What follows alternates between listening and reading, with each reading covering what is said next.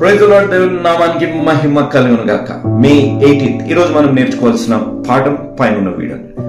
ఎందుకు మనము లేకపోతే మన కుటుంబం, చాలా మంది కుటుంబ సభ్యులు వ్యసనాలకి అలవాటై యవనస్తులు పాపంలో బ్రతుకుతున్నారంటే ఈ కుటుంబ వ్యవస్థ మన జీవితంలో లేదు కాబట్టి. కుటుంబానికి అధికారిగా, యజమానిగా క్రీస్తు ఉండాలి. దాని తర్వాత క్రీస్తు ద్వారా ఆత్మీయంగా బలపడి రక్షణ పొంది నాయకుడుగా భర్త ఉండాలి. ఆ భర్త భార్యల సంబంధం కుటుంబ వ్యవస్థని, బిడ్డలని ప్రభావితం చేసే విధంగా వారిద్దరి మధ్య సంబంధం, వారిద్దరిది దేవుడితో సంబంధం బలంగా ఉండాలి అనేది గ్రహించాలి. చాలా మంది కుటుంబాలలో కో పేరెంటింగ్ చేయరు.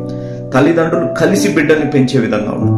నా పని సంపాదించడం, నా పని ఇంట్లో అవసరతలు తీర్చడం అనేదే ఆలోచిస్తుంటాం. కానీ బిడ్డల మీద ప్రభావితం తల్లిదండ్రులు ఇద్దరిది ఉంటుంది అనేది గ్రహించండి. ఈరోజు మీరు కానీ ఈ రిలేషన్షిప్, ఈ ట్రీని, ఈ ఆర్డర్ని మీరు ఫాలో అయితే ఏ సాతానుడు కూడా మీ బిడ్డల్ని దగ్గరికి కూడా రాడు. మీ బిడ్డల్ని వాడి హస్తాల్లో పెట్టుకోకుండా మిమ్మల్ని, మీ కుటుంబాన్ని, మీ బిడ్డల్ని కాచి కాపాడడం గాక. ఇలాంటి ఆత్మీయ జీవితం, ఇలాంటి కుటుంబ వ్యవస్థలో క్రీస్తు మీ కుటుంబానికి అధికారిగా ఉంటే మీరు నడిపింపబడండి. దేవుడు ఎప్పుడైతే మీరు క్రీస్తుని అధికారిగా చేసుకుంటారో, if Jesus is the head, if Jesus is the centre of your family, nobody can touch. ఆ విధంగా మిమ్మల్ని సాతానుడు తాకకుండా మిమ్మల్ని దీవించి ఆశీర్వదించును గాక.